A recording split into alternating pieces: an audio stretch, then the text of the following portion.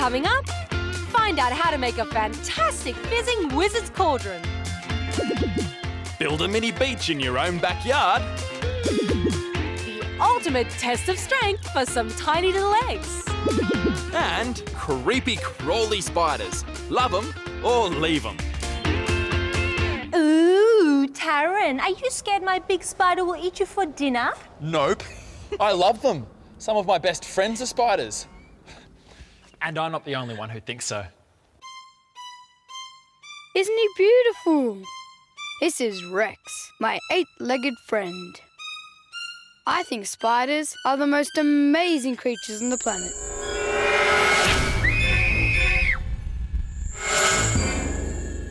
Oh boy.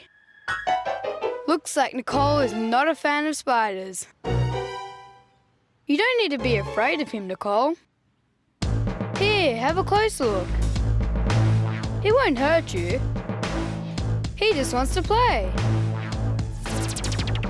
Okay, time to prove to Nicole that spiders really are beautiful creatures. Look at that web. See how talented a builder that spider is? Spider webs are stronger than metal and stretchier than an elastic band. Don't you think that's amazing?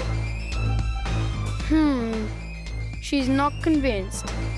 Well, you know spider webs are sticky.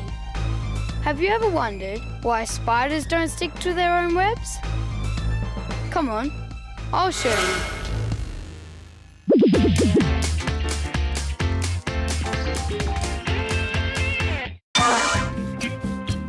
Good old Fraser. He fancies himself as a wizard. Nice wand. Nice cape. Shame about the cauldron.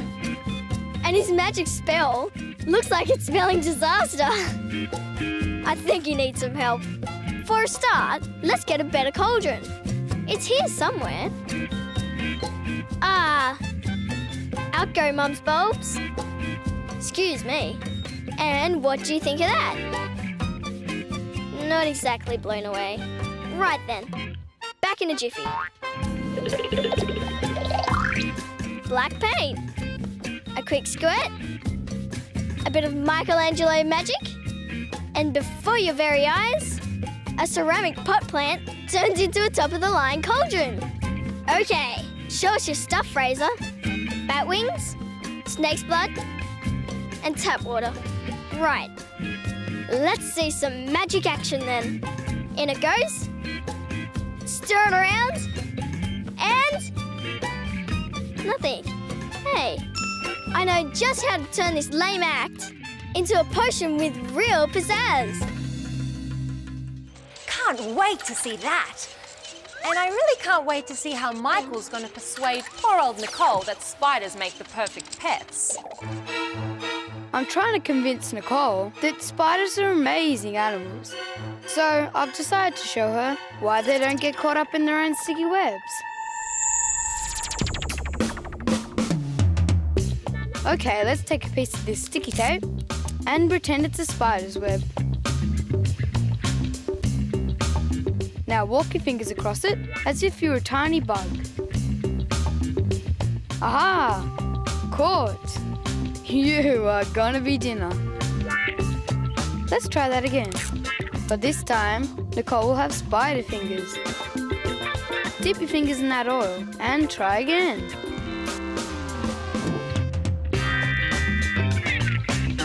Hey! Now you're a slippery spider stalking across its web. Pretty clever of the spider, don't you think? The tiny tips of a spider's legs are oily, and that keeps them from sticking to their own web. But there's another even cooler reason why spiders don't get stuck to their own webs. And if I'm going to show Nicole why, we'll need plenty of these.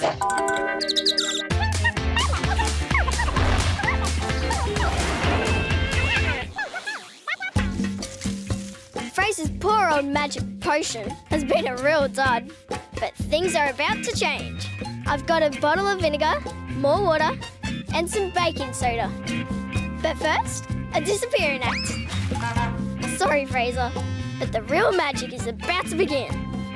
In goes some water, Fraser, if you please. A few drops of your green food colouring.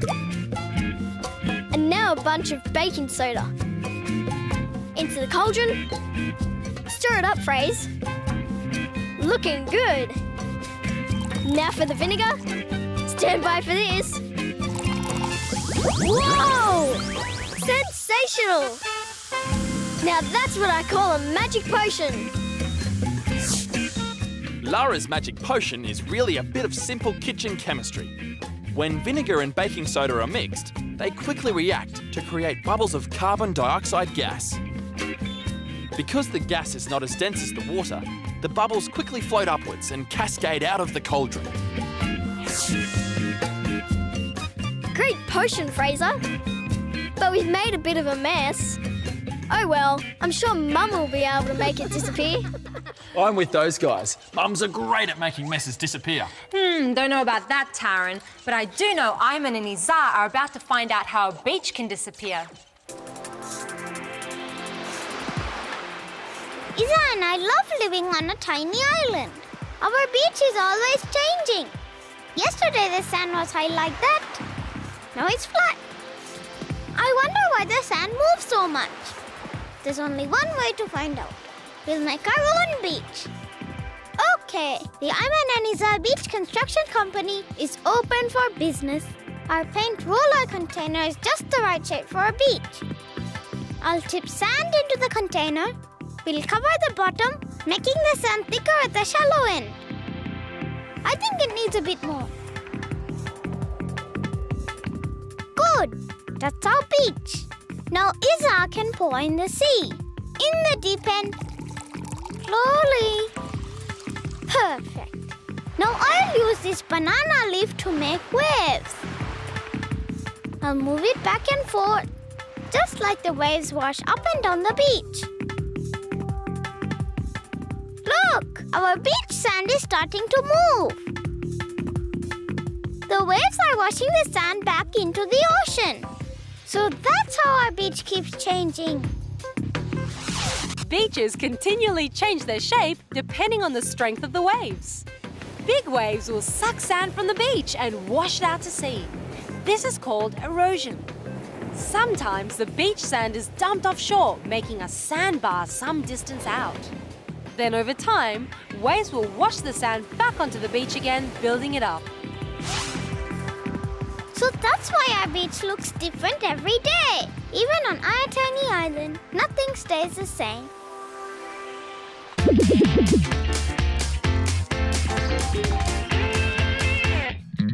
I've just been out to the shops to buy a few groceries for Mum.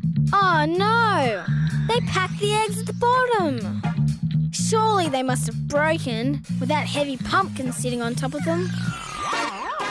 Hang on. Not broken at all. Not even one. Maybe eggs aren't as fragile as I thought. Just how tough are you, little eggs? Time for an experiment.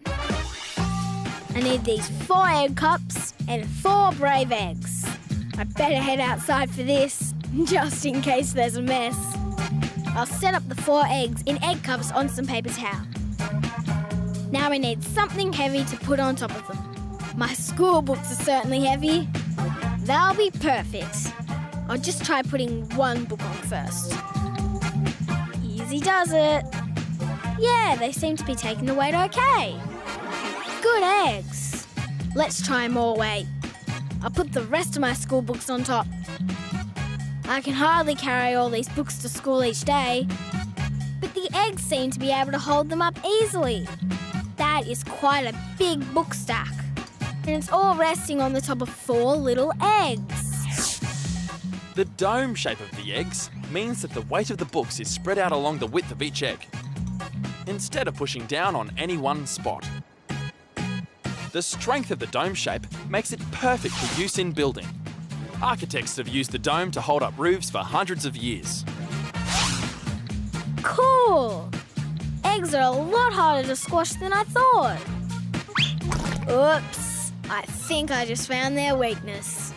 Ha! I knew those eggs would come to a sticky end. And while we're on the topic of sticky, why don't we see how Michael's going with his sticky spider webs? Today I introduced Nicole to my Spidey friend Rex. Then I try to show her how clever spiders are to build such complicated webs. I even explained to her that their oily feet stop them from getting caught in their own webs. But she's still not a spider lover like me. I'm going to teach Nicole more about spiderweb construction. We're building our own web using sticky tape inside this door frame. Nicole is sure to like spiders when she knows how clever their webs are. We started by running a strip down the middle of the frame from top to bottom. Then we added cross threads, which all meet in the middle. Now here's the clever bit. We swapped to the other side of the web to build up the circular rows onto the cross threads. The sticky side of the tape is facing the other direction now, so only some of the threads are sticky from each side.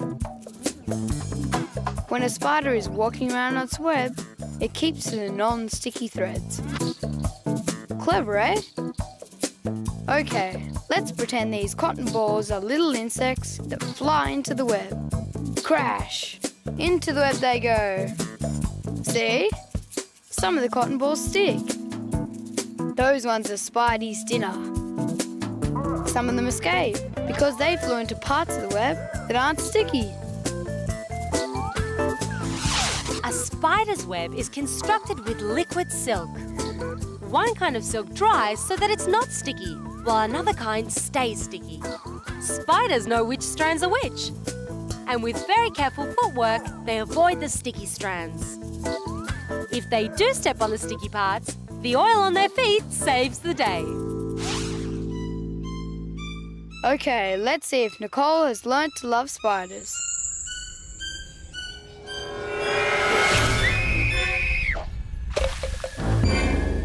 Oh well, some people just don't appreciate genius, do they, Rex? Do you think that's the end of Michael's attempts to turn Nicole into a spider lover? I don't know, Dana, but I do know it's the end of another show. See you next time.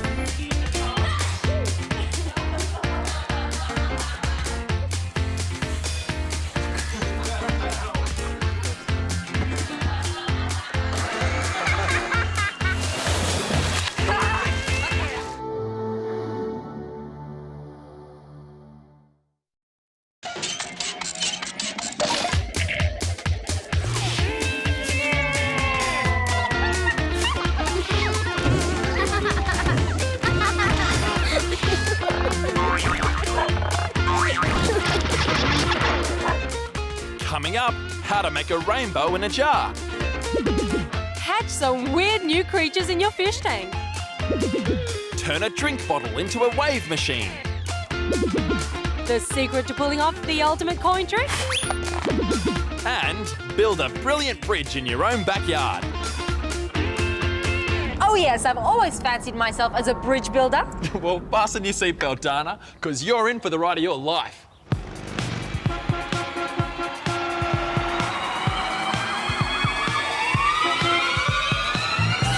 How cool! We're going over a great big suspension bridge. I love these long bridges. It's a long way up to the top. Look how many cars and trucks this bridge can support all at once. It must be so strong. It's even strong enough to carry our car with Dad in it after he's had a big lunch. When I get home, I'm going to build my own bridge and see if I can make one just as strong. So, I have 2 strong wooden chairs. No, they're not for sitting on, you lazy builders. They're the 2 sides of the bridge. I'll turn them to face each other like this. Now I need this cardboard to make a roadway, and these books to act as cars on the bridge. I'll lay the roadway between the 2 chairs. That looks like a bridge to me. Now let's see how heavy a load it can hold. Seems okay with 1 book on it. How does it cope with 2? Oh no! It's not strong enough. It's not funny, you guys. This bridge building is serious stuff. There are many types of bridge. This bridge is a simple beam bridge. Its strength depends entirely on the strength of its beam. The thin cardboard Zach used isn't strong enough to support much weight. You know, I think I need to come up with a stronger design.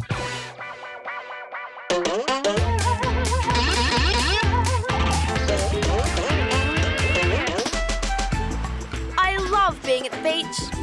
I can watch the waves for hours. It's so beautiful the way they rise up and curl over on themselves. I'll just catch some of this wave right here. There, my own ocean in a bottle. Now to make some waves. If I add some blue food colouring, my waves will be easier to see. Now a little rocking from side to side. There, you can see I'm getting a wave going. But it's not looking much like waves on the ocean.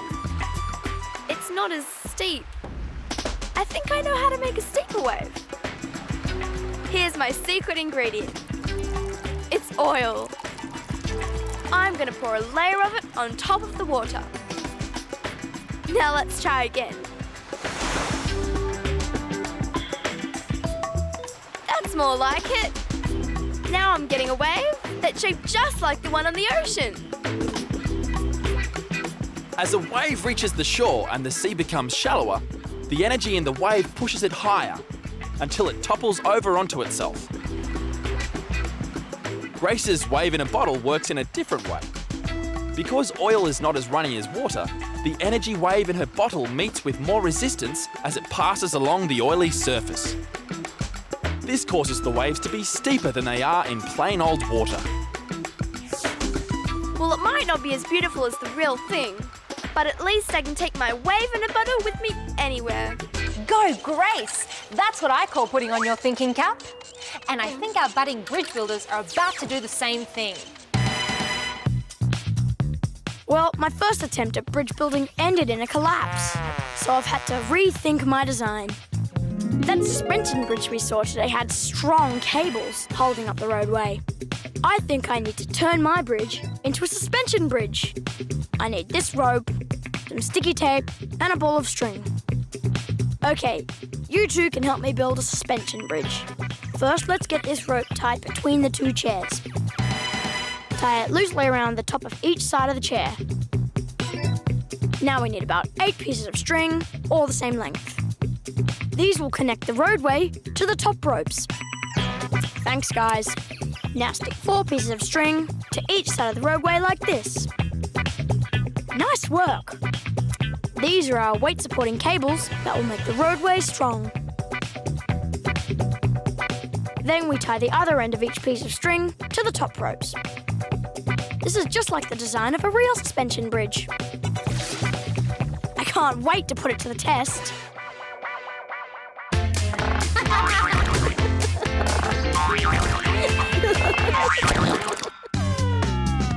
David and I are best buddies. Our favourite thing is to set challenges for each other. Hey, this lid gives me an idea. Where are those coins? Good. Now for my hands-free challenge. I'll see if David can blow a coin from a step into the lid. Come on, blow harder. Give it more air. Give up? Watch and be astounded. Yay, it's a goal. Paul's trick is to blow about 2 finger widths above the coin.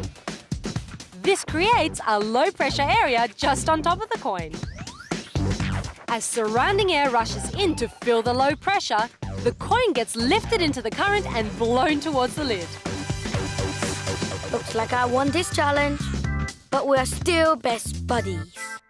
Nice trick, guys. I bet those two will think of another challenge before dinner time. And meanwhile, down at the old fish tank, it's getting mighty close to dinner time already. It's feeding time for Jaws the goldfish. But I think it's time Jordan discovered the goldfish aren't the only creatures that like to eat this stuff. Do you think Jaws will mind if I take some of his food? You're welcome to try it, Beck. But I don't think you're gonna like it. No, it's not for me, silly. It's for my baby Brine Shrimp. Come on, I'll show you. We need a jar of warm water, some sea salt, a pinch of Jaws food, and some of these brine shrimp eggs. You can buy them at pet shops. Okay, the first thing we need to do is tip a few tablespoons of sea salt into the water. Stir it in until it's all dissolved. The salt makes the water seem just right for these tiny brine shrimp eggs. Now let's put something in there for them to eat when they hatch. Some of Jaws' delicious fish food is what we need. We need to give them about 2 days to hatch. So let's put them somewhere safe while we wait. Let's have a look. I think our brine shrimps should have hatched. They are in there, but they're still very small. Try looking at them through this magnifying glass. Aren't they amazing little creatures? Look at the way they swim. Some sea animals, like brine shrimp, lay eggs that survive for as many as 4 years out of the water. Then, when conditions are right, they begin to hatch. Jordan is looking at tiny larvae that hatched from brine shrimp eggs. The larvae will eventually grow into adults about as long as your thumbnail. I think Jordan's found a whole jar full of new friends. I hope his friends don't eat all my food.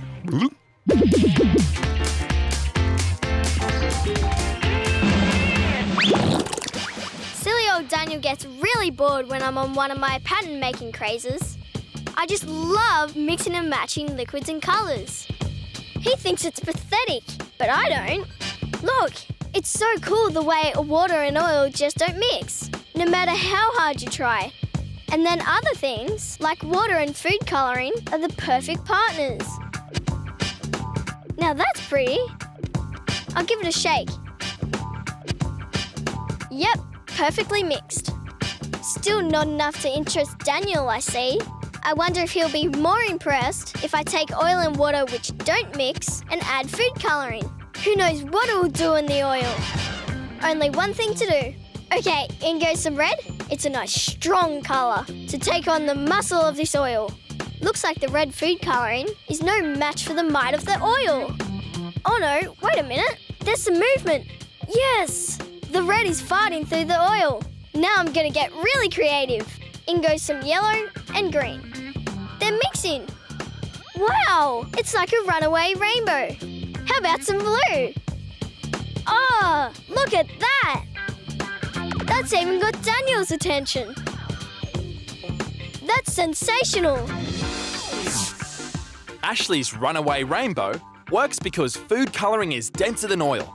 While it won't mix with the oil, it will eventually sink to the bottom of the oil layer. Once it makes its escape into the water, it does so with a burst of brilliant colour.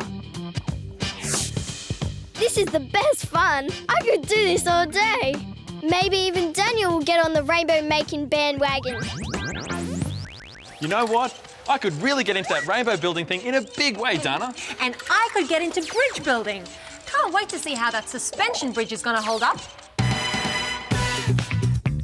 After a bit of a bridge disaster at our first try, we've built a super strong suspension bridge. It has 8 cables supporting the roadway. First, I need Marcus and Kimberly to anchor the supporting top rope to the ground. Thanks, guys. It's time to see how many books it can take. 1 book. 2 books. It can take 2 books. It's already stronger than our first bridge. 3 books. So far, so good. 4, 5, 6. Yes, it's holding 6 books. A round of applause, please, for our suspension bridge. Whoa! I forgot you guys need to keep your hands on the ropes. Oh, well, I think we did a good job.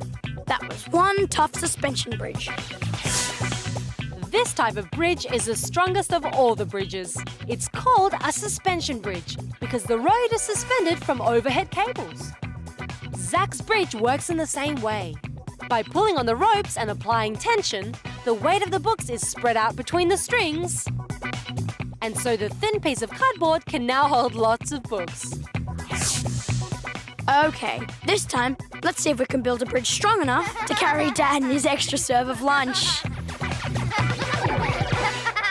Brilliant! I knew our backyard bridge builders would make it in the end. Yep, and we've made it to the end of another show too.